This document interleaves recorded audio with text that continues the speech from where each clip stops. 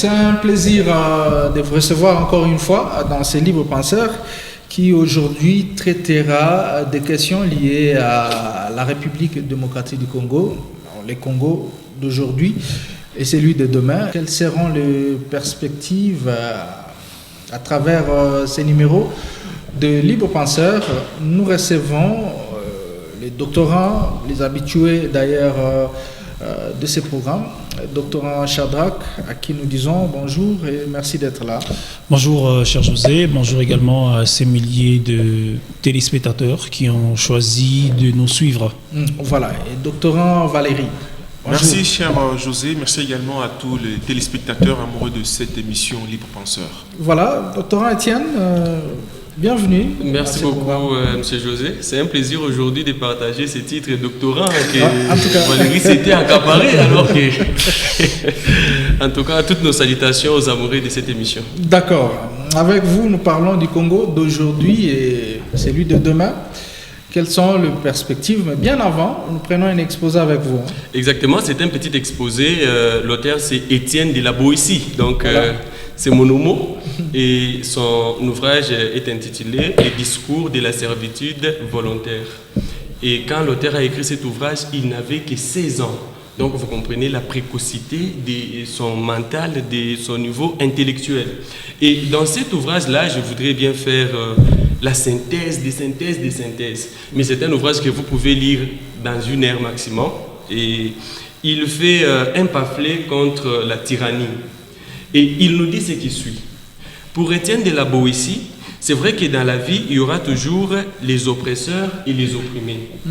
Et dans la logique normale qui est ancrée en tout humain, selon l'éducation que nous avons reçue, qui est d'ailleurs l'éducation de l'obéissance, si nous sommes opprimés, c'est la faute de l'oppresseur. Ça, c'est ce qu'on nous dit. Si nous souffrons aujourd'hui, c'est parce que nous sommes mal gouvernés. Ce n'est pas notre faute à nous, c'est la faute de nos gouvernants. Et c'est ainsi que naîtra le mouvement de critique. C'est là qu'est née la critique. Et Étienne de la Boétie contredit cette façon de voir. Pourquoi? Parce que quand vous dites, si nous sommes opprimés, c'est la faute de l'oppresseur, vous vous déresponsabilisez. Donc vous n'avez pas de problème, c'est la faute de l'autre. Et à partir du moment où vous êtes dans les paradigmes où c'est la faute de l'autre, vous n'avez pas des actions à mener. Et c'est ainsi que Étienne de la Boétie propose une autre façon de réfléchir, une autre façon de voir les choses. Pour lui, si nous sommes oppressés, ce n'est pas parce que Maître Shadrach est oppresseur, mais c'est parce que nous avons accepté d'être opprimés. Et quand il vous met devant vos responsabilités, cette fois-là, il vous revient à vous de décider de demeurer opprimé ou de changer les choses. Et je crois que c'est ça la meilleure façon de voir les choses. Et pour lui, il n'est pas question de critiquer. Pourquoi? Parce que quand vous critiquez, vous donnez à l'oppresseur le pouvoir de continuer. Parce que ce n'est qu'une affirmation. Non, M. José, qu'on a tout soit. Oui, pourquoi? Parce que nous avons accepté qu'il puisse nous faire souffrir. Plutôt que de lui dire que tu nous fais souffrir, on lui dit arrête de nous faire souffrir. Je donne un exemple banal. Ça, ce n'est pas Étienne qui le dit, c'est Étienne qui le dit. Vous allez à l'école. Et chaque fois que vous êtes à l'école, il y a un petit malin qui vous frappe. Tu bouges, il te frappe. Tu bouges, il te frappe. Plus tu dénonces, plus tu te plains, ah, tu m'as frappé. Il va continuer à te frapper. Mais les jours qu'il te frappe et tu ripostes, il arrête de te frapper. Voilà la logique d'Étienne de la Boétie. Et c'est comme ça qu'il trouve que la meilleure façon de combattre les tyrans n'est pas de se victimiser, mais de dire aux tyrans, si vous êtes tyran, c'est parce que nous l'avons accepté. Si nous sommes mal gouvernés, c'est parce que nous l'avons accepté. Et de cette façon-là, nous nous mettons devant nos responsabilités, nous prenons des actes, la conséquence, c'est l'autodétermination. C'est au peuple cette fois-là de dire, nous voulons être gouvernés de telle façon, et il y aura des changements plutôt que de critiquer et de dénoncer. Voilà, merci beaucoup, doctorant Étienne, pour cet exposé. Docteur Valérie, est-ce que, partant de cet exposé, on peut comprendre que c'est de cette situation que vivent les Congolais de nos jours. Effectivement, je peux le paraphraser dans quelques mots pour dire qu'aujourd'hui, vous allez constater avec nous que les Congolais sont dans la victimisation. C'est les Rwandais qui fait ceci, c'est la communauté internationale qui fait cela, et donc nous nions notre responsabilité. Et quand vous regardez de plus près, les Congolais ont sa responsabilité, mais cette victimisation est comme un faux fuyant pour se déresponsabiliser par rapport à ce que nous devons faire. Et donc, il est très important, au travers de cet exposé, de comprendre quel est le rôle du Congolais dans le changement. Au lieu d'accuser les autres, il faut qu'on sache qu'est-ce que nous devons faire. Voilà un peu ma paraphrase par rapport à son exposé. Voilà, il faut qu'on sache qu'est-ce qu'on doit faire. Cher Shadrach, quels sont les grands défis auxquels fait face la République démocratique du Congo? Merci beaucoup, cher José. Il faut d'entrée de jeu noter ici que au Congo, tout est défi, tout est priorité. Nous avons des défis au niveau sécuritaire avec tout ce qui se passe dans l'est du pays, avec la multiplicité de groupes armés. Il y a eu le CNDP, le M23, aujourd'hui il y a une ribambelle, passez-moi le mot, d'aventuriers qui sont à l'AFC. Et malheureusement, il y a certains Congolais qui posent des actes de haute trahison en rejoignant ce genre de mouvement. Il y a aussi les défis d'ordre économique, avec une économie extravertie, sans mettre sur pied des mécanismes qui pourront faire en sorte que nous puissions avoir une économie propre à nous autres. Ça veut dire entre les mains des Congolais, ce qui est loin d'être le cas actuellement, parce que quand vous faites la ronde de toute la République, même les banques sont entre les mains des étrangers, les supermarchés entre les mains des étrangers. Les Congolais, ils sont forts en deuxième, troisième femme. Et quand vous allez sur le plan de l'éducation, cela laisse à désirer. Il y a des endroits sur le coin de la République où ils sont dépourvus d'écoles, et dans les quelques localités où il y a des écoles, elles sont en paille, dépourvues de tout matériel didactique adéquat pour le 21e siècle. Mais plus important encore, il y a le domaine de la justice, où nous constatons qu'il y a une certaine léthargie, si pas une justice de deux poids deux mesures, où certains s'estiment non justiciables au nom des considérations qui leur sont propres, et d'autres peuvent se permettre d'empocher des fonds dans la caisse publique de l'État et prendre leur avion tranquillement avec la bénédiction de la hiérarchie, et c'est très dangereux. Donc il faut retenir ici que au Congo, tout est urgent, tout est priorité. Voilà, tout est priorité, mais par moment, en réfléchissant, je me dis que le gouvernement s'appuie sur la situation sécuritaire, la guerre qu'il y a d'ailleurs à l'Est, et avec cette pensée qui dit lorsque une partie du corps est malade, c'est tout le corps qui est malade, oubliant le reste de la République, qui par moment n'est pas touchée aussi par la guerre, il faut le dire ainsi. Cette guerre est vue seulement à l'est de la République démocratique du Congo. Et alors, que dire des autres provinces qui ne sont pas en guerre, où il n'y a pas de rébellion, et pourtant les choses ne marchent pas? C'est pas doctorant. Oui, Étienne, Valérie. Si vous me regardez, donc je dois répondre parce que ça corrobore vous avez la parole. Avec l'idée qui a été avancée par mon co-débatteur d'en face. Oui. La situation sécuritaire, elle est au feu rouge, parce que normalement, ça fait plusieurs années, cette guerre a commencé depuis 1998 jusqu'à aujourd'hui. Les Congolais de l'Est de notre pays sont en train de saigner. Charles Onana vous parle de plus de 10 millions de morts. Vous prenez l'Amnesty International, on vous parle de 6 millions de morts. Nous sommes dans des statistiques qui sont divergentes. Mais qu'est-ce qu'il faut retenir après avoir instauré l'état de siège, qui avait d'ailleurs un caractère de stopper cette hémorragie?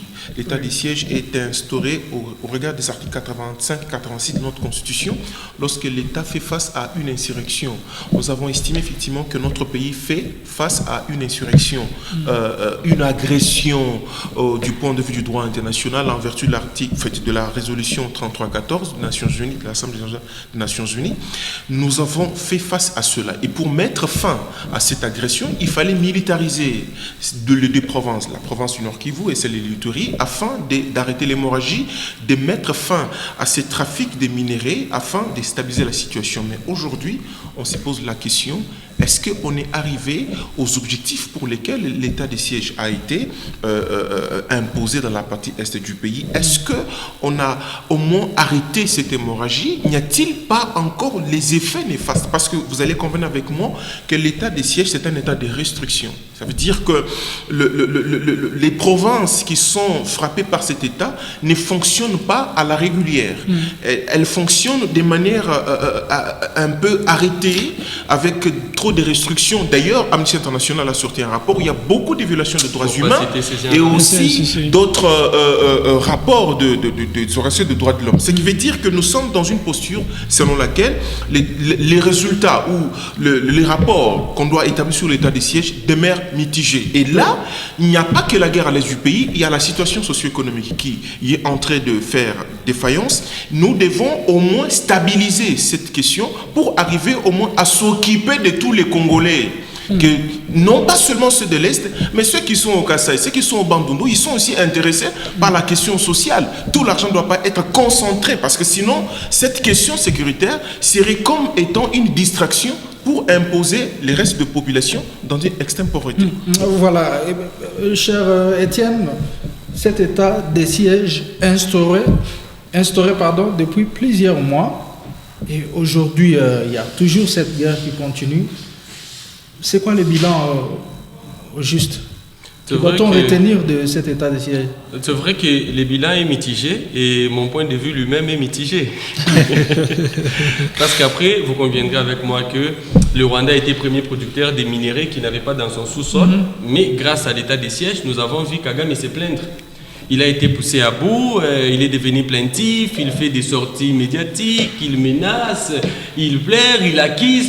Vous sentez qu'il a reçu quand même un coup. Il y a aussi la question de la participation de nos frères qui sont complices dans la situation qui se passe à l'Est. Et personnellement, je trouve qu'il y a quand même moins de tueries qu'à l'époque.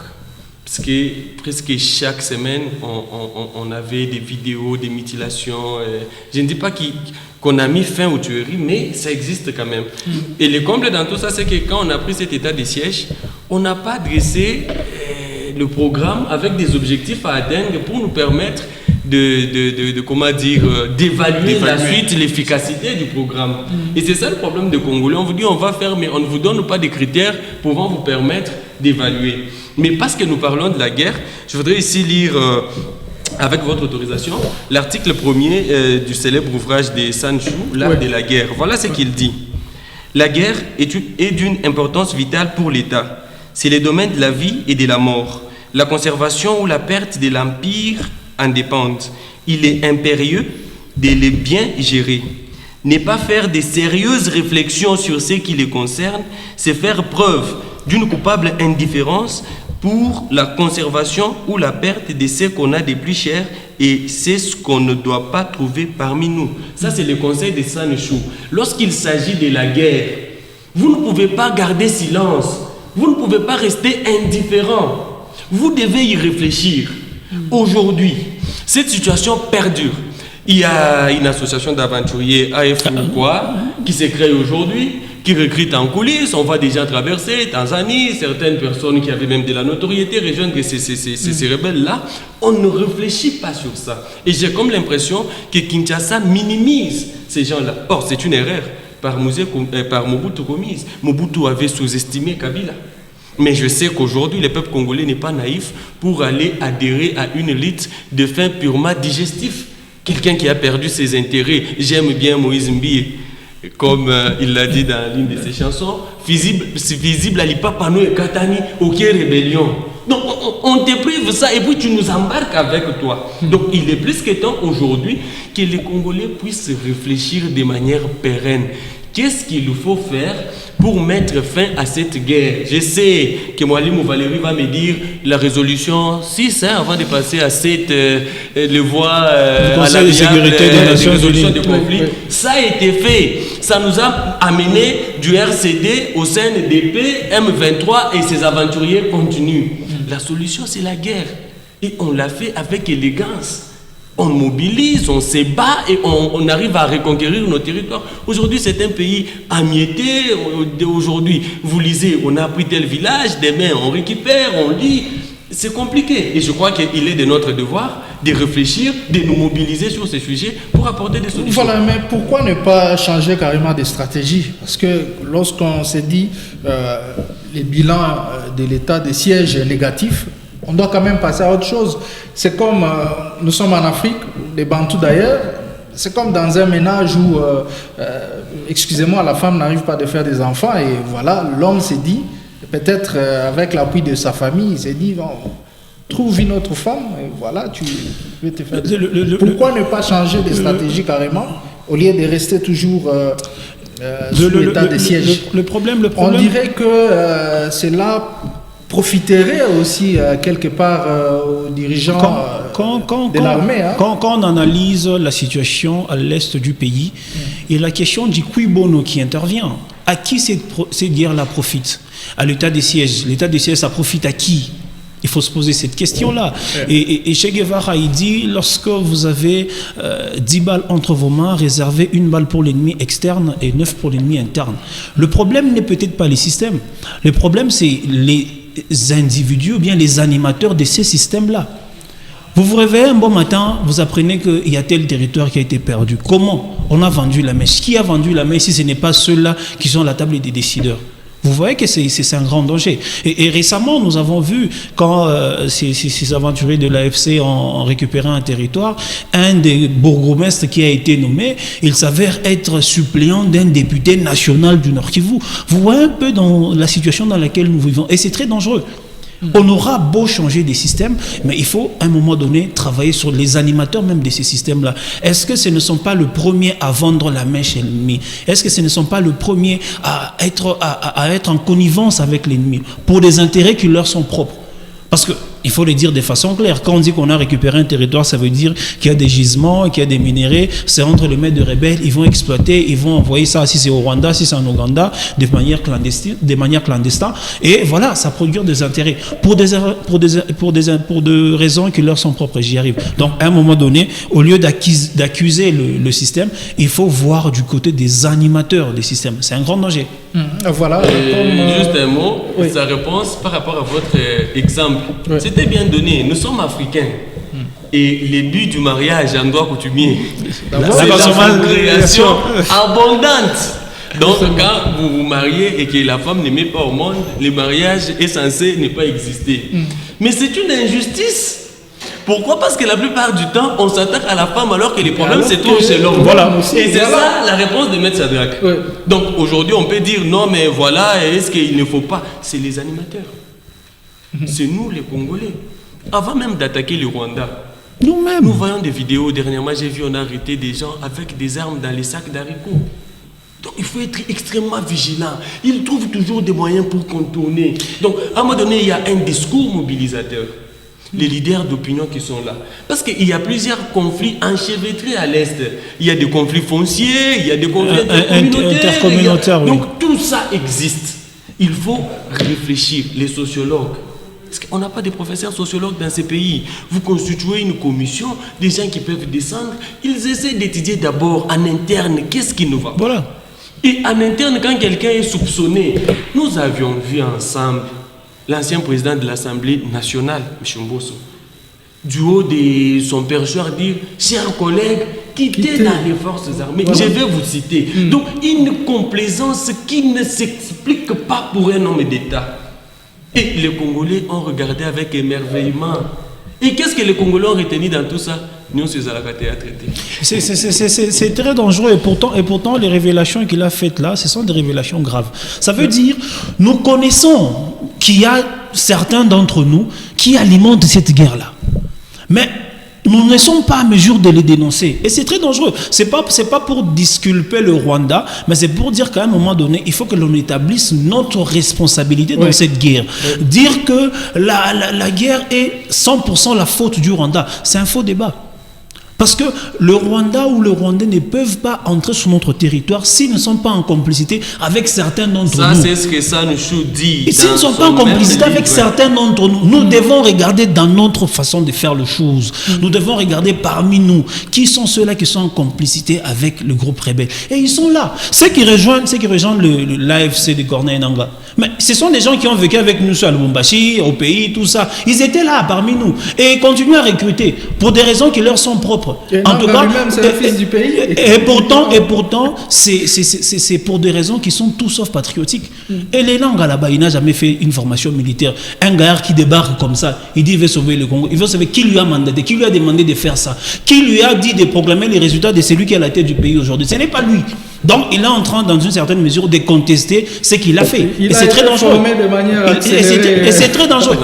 Un petit mot de la fin. Ce qui laisse voir que c'est un groupe d'aventuriers, c'est que lors même de la sortie officielle de ces mouvements-là, nous avons vu qu'il y a à ses côtés, Bissimo, ça a été à Nairobi, toute la classe dirigeante du M23. Et c'est ces messieurs-là en qui vous voulez placer confiance pour venir libérer ces pays. C'est un gros n'importe quoi. Voilà, docteur Envali, qu'est-ce qui manque pour assurer aux Congolais une bonne gouvernance? Bon, il fallait d'abord comprendre que la situation de notre pays, qui part de l'ingouvernance à la médiocrité, est due au fait que, à la base, nous avons un sérieux problème d'hommes qui sont animés d'une mauvaise foi, autrement d'une avidité, qui ne comptent que sur leurs propres intérêts pour protéger leurs bases arrières. Or, la bonne gouvernance, c'est une notion qui repose sur des principes. Vous avez les principes de la transparence. La bonne gouvernance, on ne peut pas la comprendre si on n'est pas transparent de ce qu'on fait.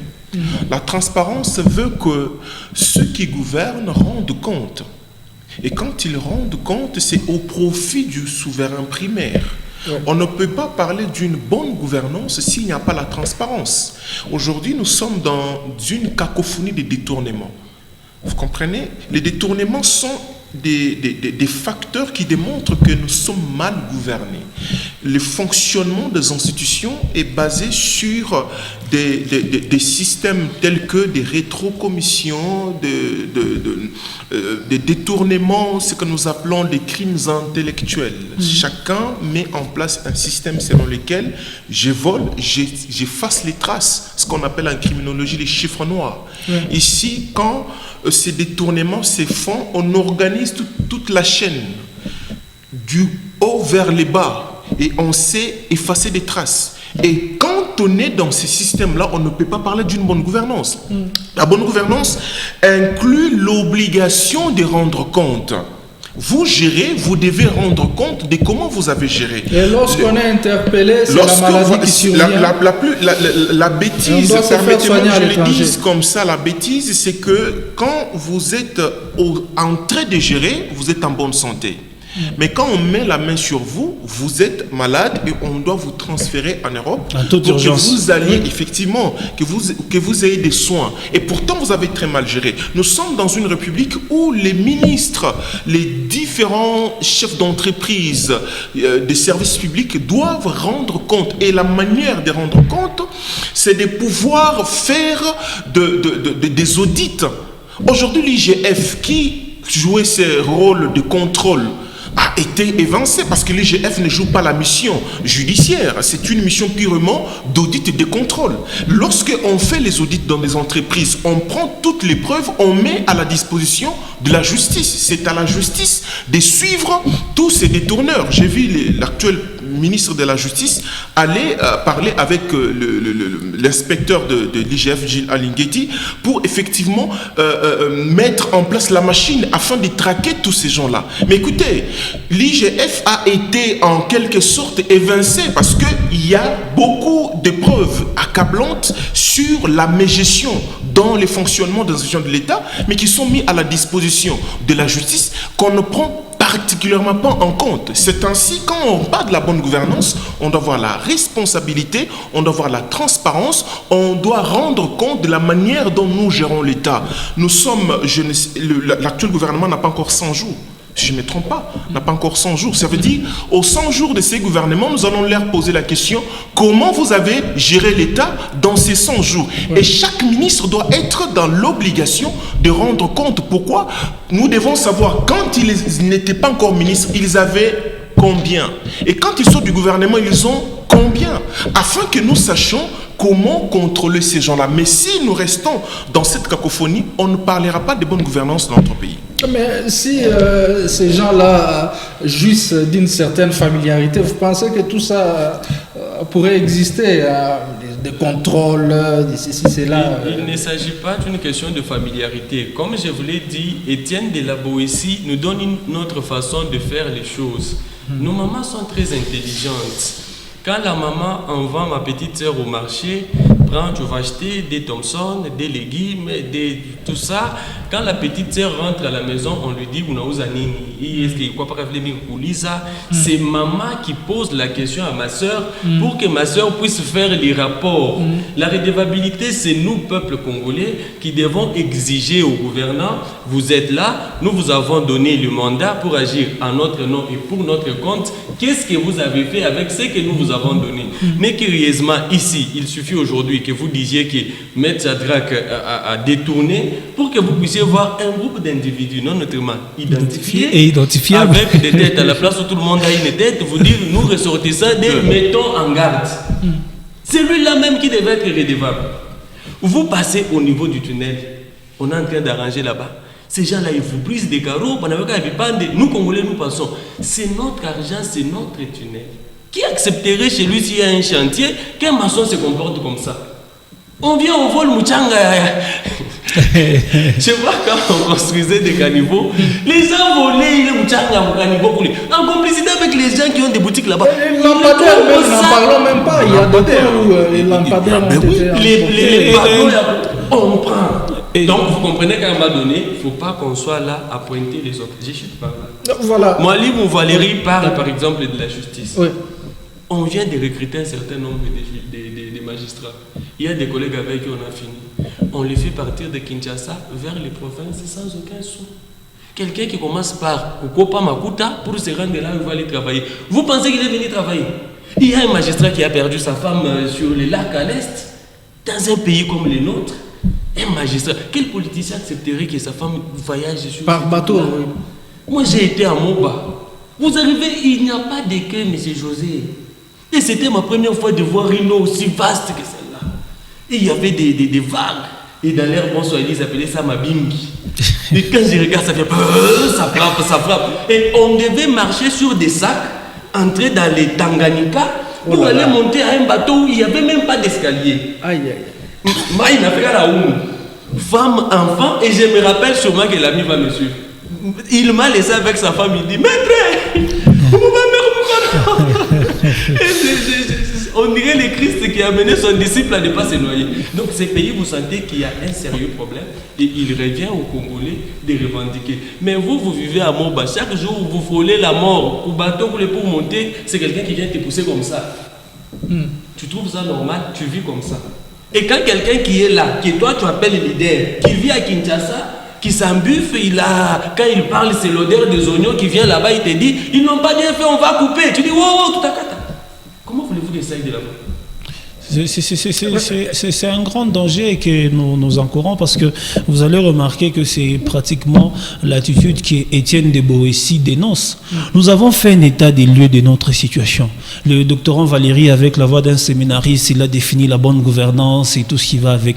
Oui, il faut dire aux gens les choses clairement. La bonne gouvernance, quand vous êtes nommé quelque part, on vous confie une poste de responsabilité et qu'on vous confie des fonds et que vous détournez, nous avons le droit, l'obligation même patriotique de revendiquer, quitte à nous de descendre dans la rue. Et dans la mesure où nous n'avons pas encore le courage de descendre dans la rue pour réclamer ce qui nous revient de droit, nous méritons nos dirigeants actuels. Vous voulez qu'on y fasse quoi?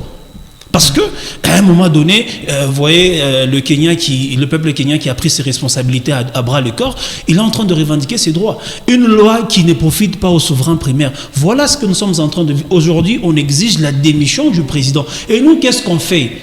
Un bon matin, on se réveille, lundi, il y a détournement, mardi, il y a détournement, jeudi, il y a détournement. Et vous voulez à ce que nous puissions rester dans cette situation. Ça ne passe pas. Ça ne passe pas. Aussi longtemps que nous n'aurons pas le courage de revendiquer de façon drastique ce qui nous revient de droit, cette situation va se perpétuer de génération en génération et nous n'avons plus à nous plaindre. Et quand on parle de l'IGF, moi ce qui vient à l'esprit c'est qui contrôle les contrôleurs? Qui contrôle les contrôleurs? Et c'est un grand danger. Il y a lieu de se poser. Oui, l'IGF a fait son travail, il a mis à la disposition de la justice de preuves, mais qui contrôle les contrôleurs? Est-ce que le rapport de l'IGF est fiable? Connaissant la nature ontologique du Congolais, est-ce qu'on peut faire un rapport de l'IGF? C'est un grand danger. C'est une question qu'il faille se poser. C'est une question qu'il faille se poser parce qu'aujourd'hui, il y a la question du contrôleur qui contrôle les contrôleurs. Non. Et c'est un grand danger. Il faut se poser cette question. Non, l'IGF, il faut nous connaissons comment les inspecteurs de l'IGF se comportent quand ils sont en mission et tout ça. Ils établissent des rapports conformément à leur mission à la mission qui leur est confiée, mais est-ce que ce rapport est fiable? Oui, en tout cas, je crois que même quand on dit prier pour vos autorités, la seule personne pour qui il faut prier au Congo, c'est Gilles Alingueti. Ce monsieur-là, il fait un bon travail, c'est plutôt aux Congolais. Aujourd'hui, les gens ignorent l'existence de la CNRF. Mais c'est une structure qui est créée pour lutter contre le blanchiment des capitaux, la prolifération des armes à destruction méchante et tout ça. Et j'ai participé à la formation pour la vulgarisation de cette loi-là. Et je pose la question. Ne pensez-vous pas que c'est notre mentalité qui nous freine? Parce que pour que la CNRF fonctionne, dès que moi je vois M. José construire l'étage, je dis, il est qui? HK6. Je dénonce, je dis, mais lui, son travail de HK6 ne lui permet pas de construire l'étage. Oui. Or, nous sommes programmés de telle sorte que quand José construit l'étage, on dit Mungwana Moubariki. C'est nous. C'est nous. Aujourd'hui, il y a des services attitrés, vous pouvez dénoncer. Il faut d'abord les faire. Tel a violé, allez-y d'abord. Tu seras taxé des haineux. Parlant d'Alinguet, récemment, il y a un expatrié qui a fait des révélations louches à son égard concernant non, c'était pour sa fonction.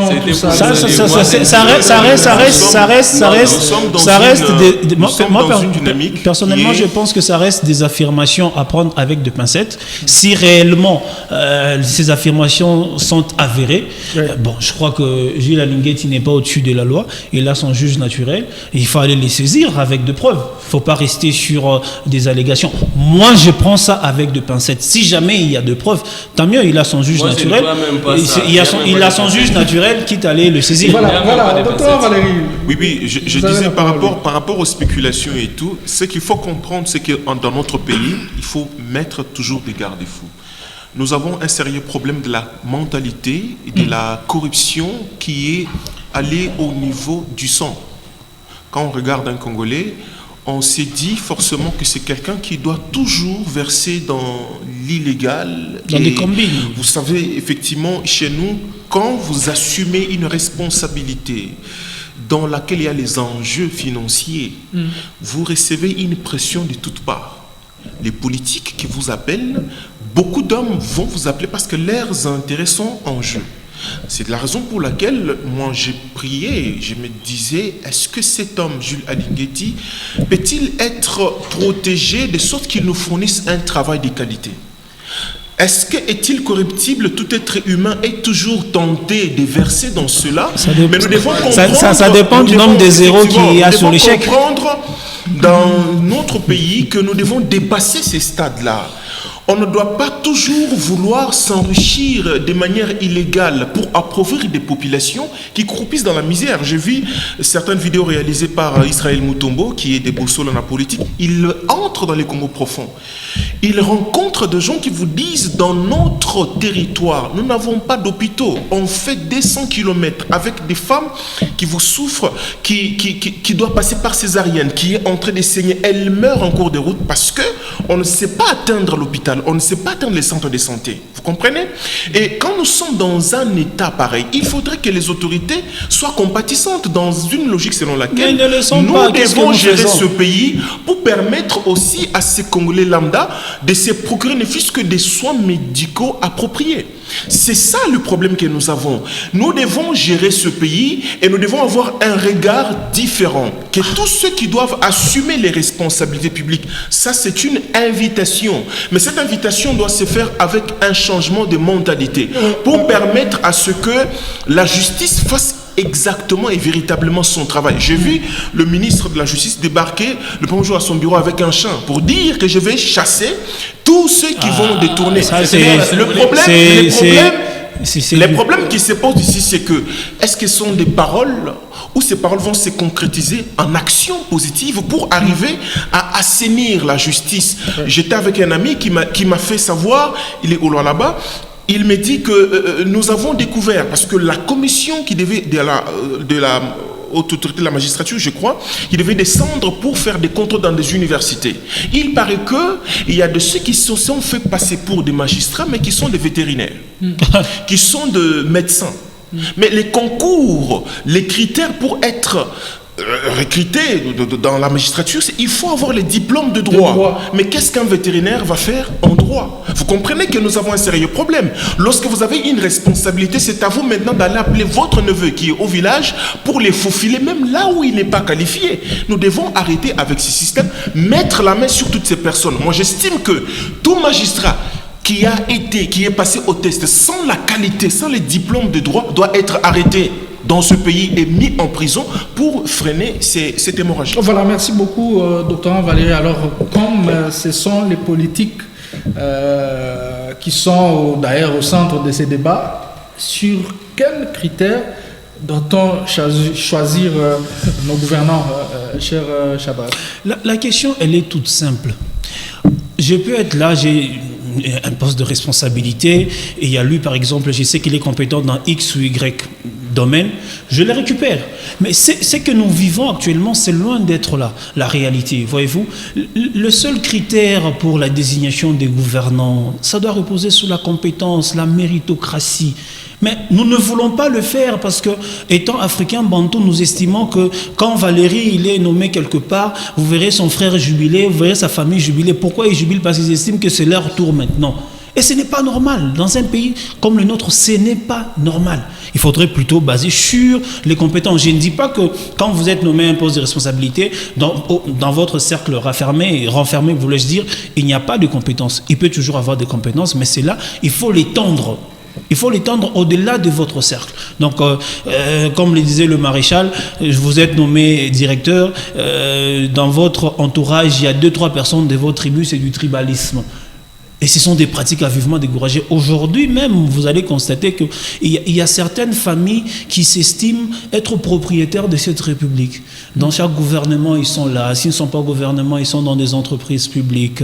Quand on finit, c'est les neveux qui recommandent, c'est la nièce.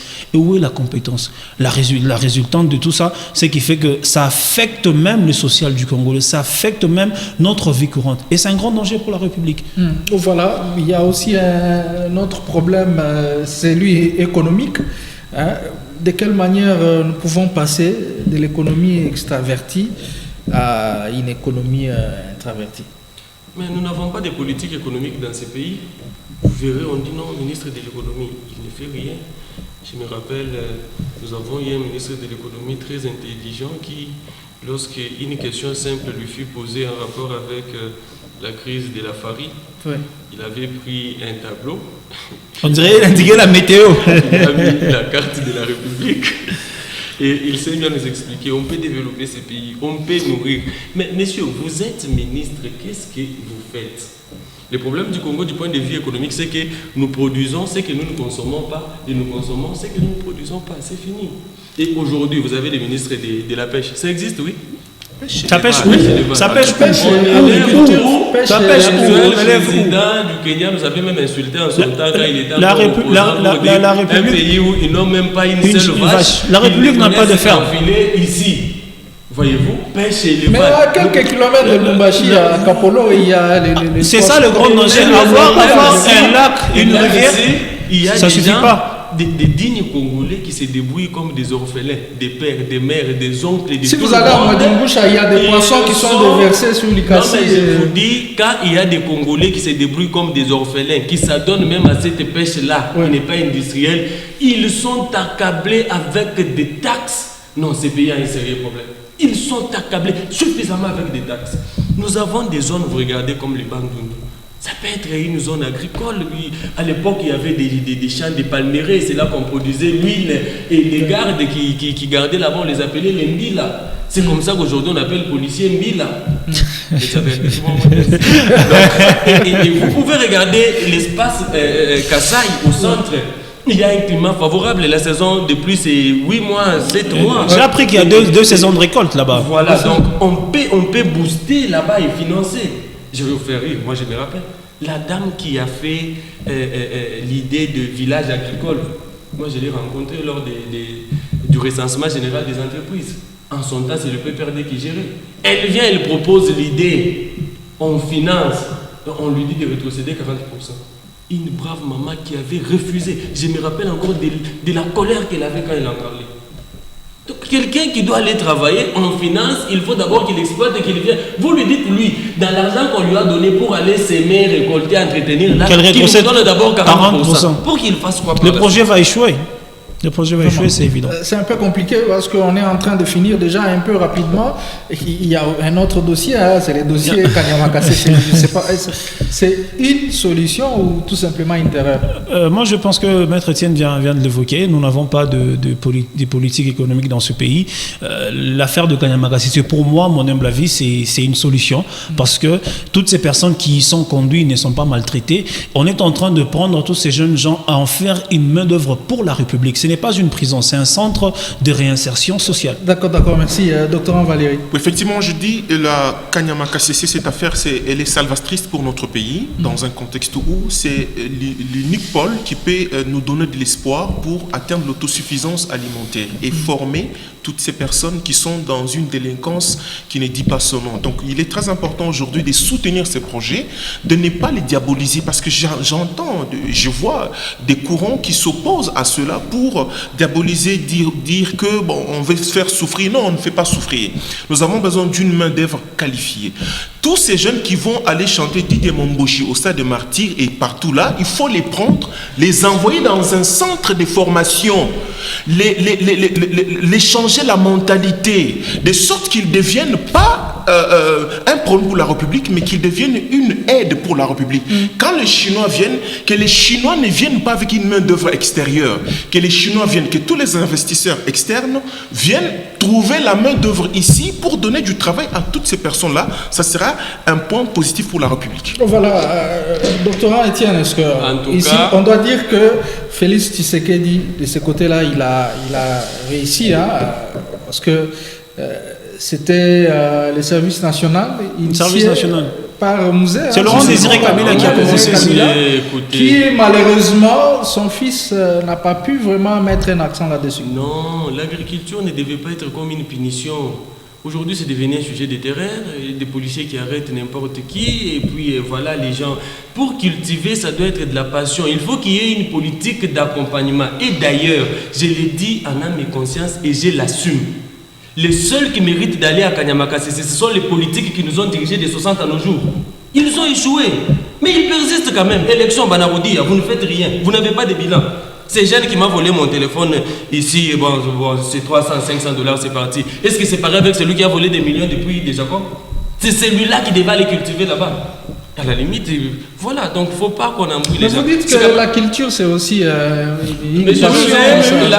Cultiver, et ils ne vont pas seulement cultiver. Il y a aujourd'hui des agronomes. Métiers qu'ils apprennent. Il y a des agronomes. Je connais une fille très passionnée par l'agronomie. Il n'y a pas de politique d'accompagnement.